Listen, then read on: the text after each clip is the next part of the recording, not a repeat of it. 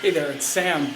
I'm here in Kerala in South India, and I'm making this quick video because we have an excellent and amazing configuration about to happen in the sky. Jupiter is about to aspect exalted Mars and the Moon on January 3rd and 4th upcoming. This aspect is going to be incredibly important for us to not only acknowledge our teachings and teachers and principles, but to also put them into practice, because often we know what's right, we just don't do it. So what that means is we all, as we say, know what's right, we just don't put it into practice. We learn certain teachings from different gurus and teachers, and we know that these things are correct in our mind, which is the moon, and then we don't really put them into practice very often, which is Mars. And so with the aspect of Jupiter onto the moon and Mars on January 3rd and 4th, it's a great chance for you to acknowledge and recognize your teachings, which is Jupiter, and actually put them into practice, which is Mars, and have these things really, strengthen your mind and consciousness, which is the moon. So it's rare that we have Jupiter aspecting Mars like this. Not incredibly rare, but it happens a few times every few years. And so that's auspicious, and then at the same time, we're having the exact aspect of the moon. So again, this doesn't happen all the time, and the aspects are lining up exact. So that means we have an exact aspect of the moon, Jupiter, and Mars, and they're all happening around 13 degrees of the Earth signs, because that's where Jupiter is in the sky. Jupiter is in Taurus, and then Mars is exalted, so it's also aspecting an exalted Mars in Capricorn, and then the moon is in Virgo. So it's all this practical Earth energy that's lining up January 3rd and 4th. So again, now is a great time for you to not just acknowledge your teachings, but to put them into practice and have it change your mind, consciousness, and entire awareness in life. And that's really what we're here to do. So I'm going to give you a little tour here and let you see a little bit of the beautiful jungle heaven of South India. Amritapuri Ashram. And the sun setting on the Arabian Sea. It's an incredibly beautiful place.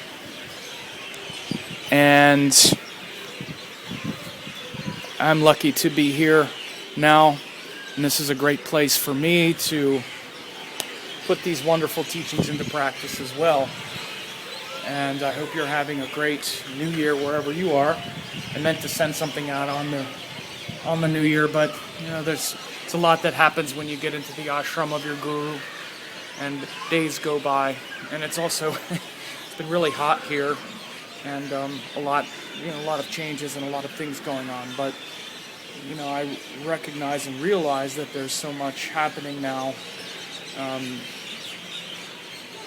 these aspects moving into place are a big part of it, and a great time for you to clarify your teachings and your relationship with your teachers and gurus,